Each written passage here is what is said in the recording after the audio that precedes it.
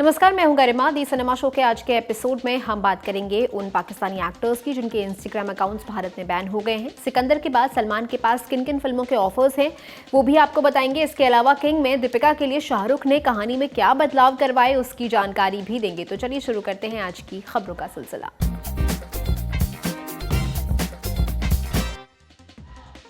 Martin Scorsese pope Francis पर एक documentary बनाने जा रहे हैं। इस डॉक्यूमेंट्री में उनकी और पोप की बातचीत दिखाई जाएगी। इसका टाइटल होगा अल्दियास अ न्यू स्टोरी। इस फिल्म में दिखाया जाएगा पोप ने वैश्विक शिक्षा मुहिम में सिनेमा का इस्तेमाल कैसे किया था।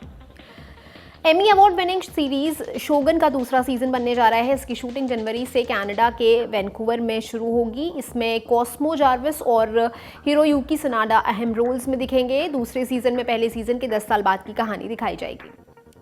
रीमा कागती की film super boys of Malegaon हाल ही में प्राइम वीडियो पर रिलीज हो गई है। फिल्म में आदर्श गौरव, विनीत कुमार सिंह, शशांक अरोड़ा लीड रोल्स में हैं। अब ये फिल्म साल 2025 की लेटर बॉक्स की टॉप 50 फिल्मों की लिस्ट में शामिल हो गई। ये इस लिस्ट में शामिल इकलौती भारतीय फिल्म है।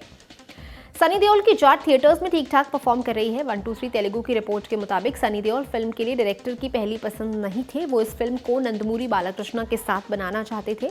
गोपीचंद मलिलेनी ने बताया, क्रैक के बाद मैंने जाट के लिए बालाकृष्ण गारू से बात की थी और उन्होंने हाँ भी कर दी थी, लेकिन अखंडा के बाद उन्होंने कहा कि लोगों की उम्मीदें बढ़ गई हैं और कहानी उन उम्मीदों पर खरी उतरनी चाहिए। उसके बाद मैंने उनके साथ वीरा सिम्हा रेड्डी बनाई।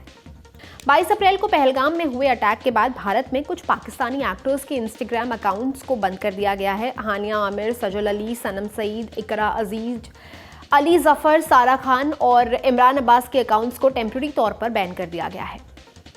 सिकंदर के बाद सलमान खान के पास कई मेकर्स की फिल्मों के ऑफर हैं। हाल ही में बॉलीवुड हंगामा ने अपनी एक रिपोर्ट में बताया कि सलमान खान की अगली फिल्म एक वॉर ड्रामा हो सकती है जिसमें वो एक आर्मी ऑफिसर के रोल में नजर आएंगे।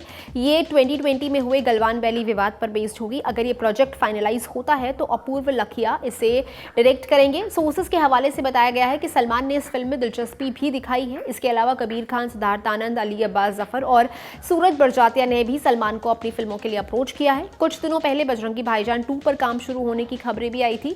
हालांकि सलमान अपनी अगली फिल्म किसी ऐसे डायरेक्टर के साथ करना चाहते हैं जिनके साथ उन्होंने पहले काम ना किया हो। हाल ही में विकी ललवानी को दिए एक इंटरव्यू में वेटरन एक्टर मुमताज से जब ये पूछा गया कि जब जया जी कर सकती हैं तो वो शाहरुख की मां का किरदार क्यों नहीं करना चाहती, इसके जवाब में उन्होंने कहा, वो जया का फैसला है, लेकिन मैं स्क्रीन पर उसी एक्टर की मां का रोल करूंगी जो मुझसे उम्र में कम से कम 20 साल छोटा हो। बॉलीवुड हंगामा की रिपोर्ट में बताया गया है कि किंग में दीपिका की कास्टिंग की जिम्मेदारी शाहरुख ने डायरेक्टर सिद्धार्थ आनंद को दी थी। पहले फिल्म में दीपिका का छोटा सा रोल होने वाला था, जिसकी वजह से दीपिका ने इस ऑफर के लिए मना कर दिया था। सिद्धार्थ फिर ये ऑफर लेकर कटरीना के पास पहुंचे। उन्होंने भी इस कैमियो के लिए ना कह दिया। इसके बाद सोनम बाजवा और प्रीति जिंटा के नामों पर भी चर्चा हुई, लेकिन कुछ वर्कआउट नहीं हुआ।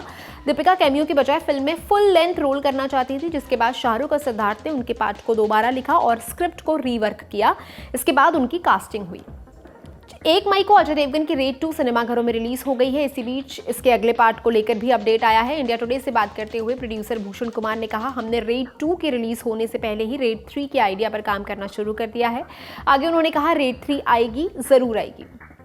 नेटफ्लिक्स की अक्लेम्ड वेब सीरीज काला पानी के दूसरे सीजन के प्रोडक्शन पर काम शुरू होने वाला था, लेकिन अब खबर आ रही है कि इसे फिलहाल होल्ड पर डाल दिया गया है। पीपिंग मून की रिपोर्ट के मुताबिक शो के बजट की वजह से ये फैसला लिया गया है। काला पानी में मोना सिंह, आशुतोष गवारेकर और सुकांत गोयल लीड रोल में थे।